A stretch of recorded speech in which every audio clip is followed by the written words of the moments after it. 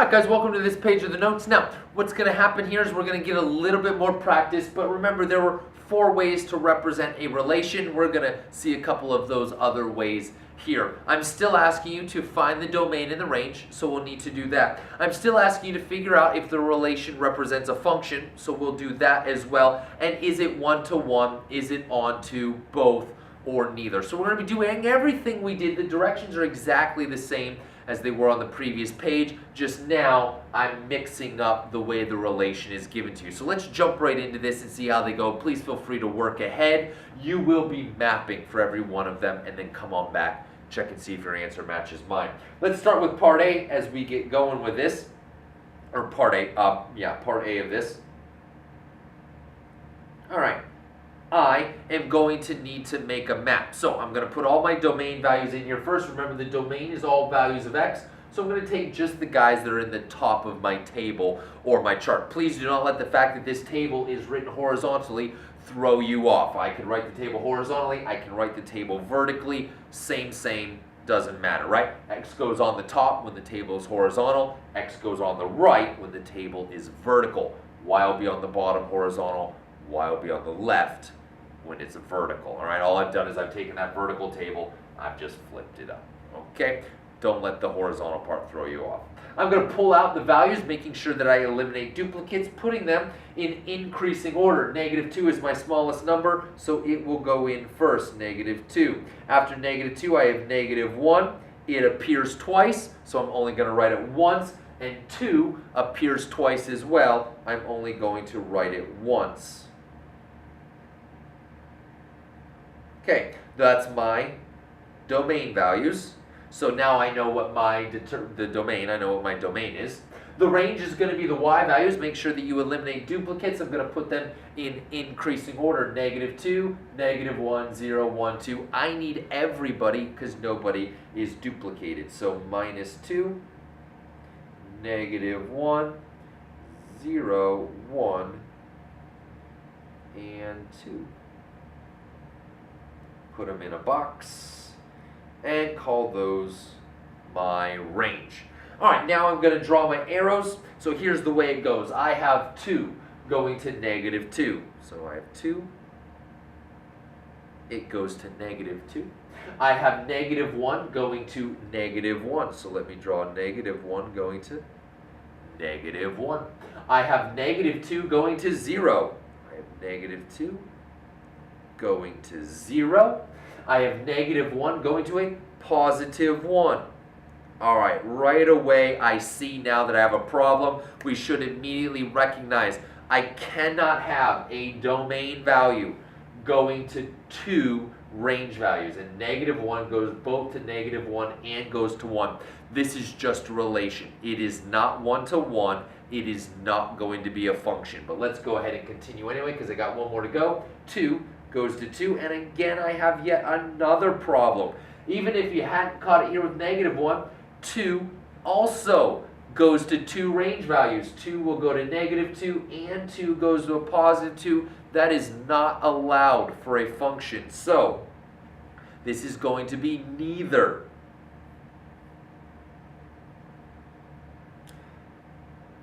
Neither.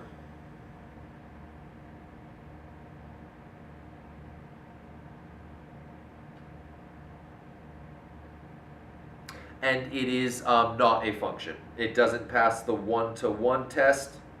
It is not a function. It is just a relation.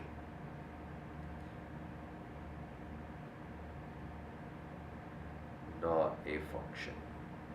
All right, here's what we're going to do. I'm going to do the next one here, part B, which is a graph. I'm going to do that right down here below this guy. So let me go ahead and slide up a little bit. But before I go ahead and create my map, it'll be easiest if I list out all of my ordered pairs. So I'm going to start over here on the left-hand side. I'm going to work my way to the right-hand side. Or I'm sorry, I'm going to work my way from the right-hand side to the left-hand side for you guys. And from left to right, and write each of my ordered pairs. So my first one right here is going to be at -3, -3, +2. So let's put that one up here first. Let me slide down a little bit so I can write these. Negative 3, positive 2. So I'm going to have minus 3, positive 2. The next one is going to be, actually, it looks like I got two guys here. I've got negative 2, positive 1. Negative 2, 1. I also have negative 2, minus 2.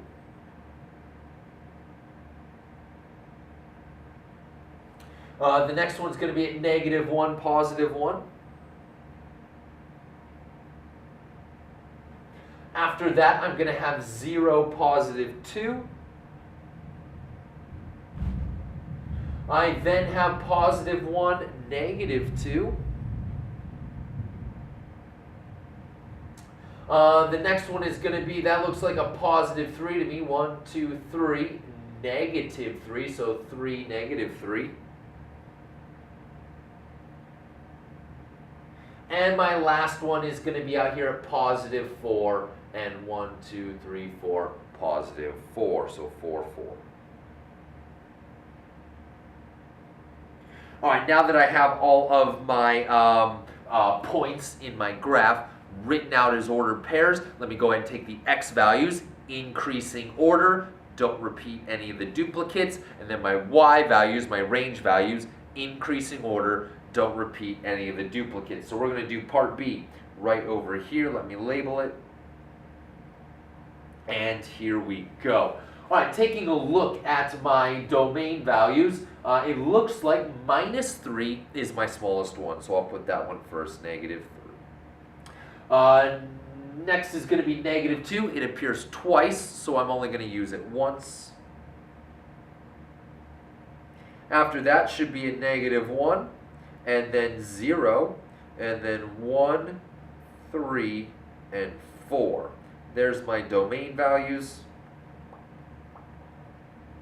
and I'll label those D so that we know that those are my domain values. Those are all my values of X. All right, let's take care of the range values. Again, increasing order. I'm not going to repeat or put in duplicates. So my smallest range value, it looks to me, checking out my Y's, is going to be a negative 3. So that'll go first. After negative 3, I have a minus 2, but it appears twice. I'm only going to do it one time. After minus 2, let's see here, I don't have anything else that's negative. I don't have any zeros. It looks like 1 comes next, but it also appears twice, so I'm only going to use it once. There's my positive 1. After positive 1, it looks like I then have a positive 2, which also appears twice, so I'm only going to write it one time. And that, oh, nope, and right down here, I have a positive 4. That'll be my last one.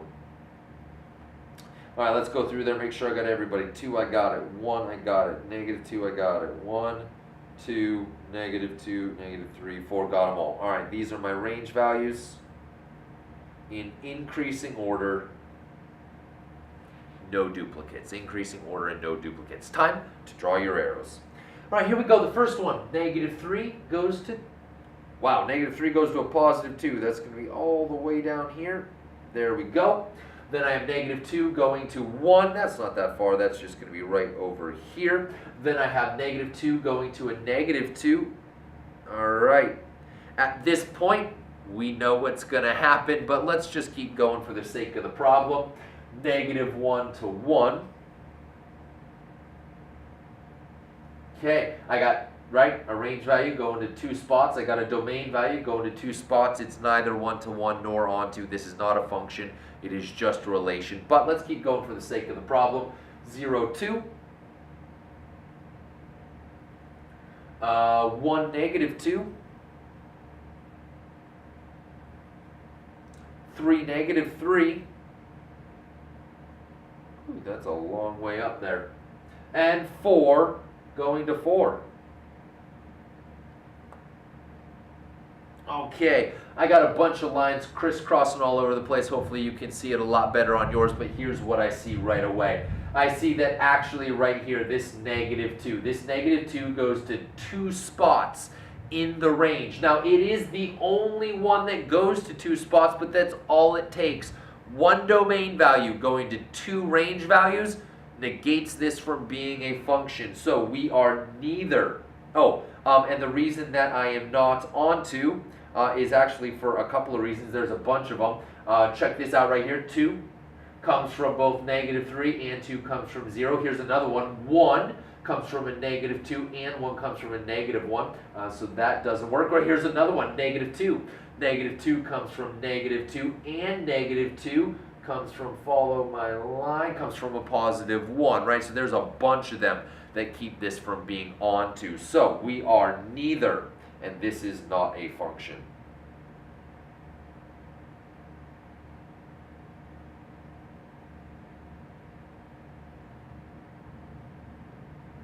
We are neither, and we are not a function.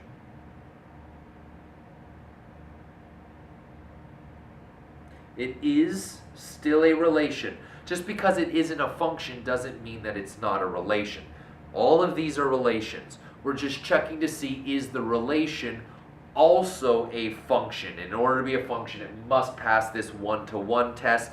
Furthermore, it could still be onto or both, but it must pass the one-to-one test in order to be a function, and neither of these 2 examples did, but that's okay. We got one more. Let's check right here, part C, and see what happens. Now, the nice thing is, this one is already written for you as a map. Let me flip over here to this side. Maybe this will help see us a little bit better. So here's my map, and what I'm going to be checking to see is it one-to-one or onto? I don't have to rewrite it. It's already a map. Well, -3 goes to 0. So far, we're good. -2 goes to 2.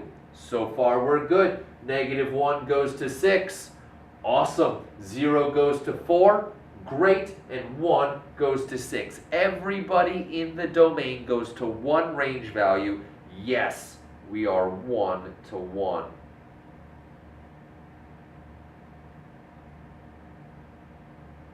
This is a function.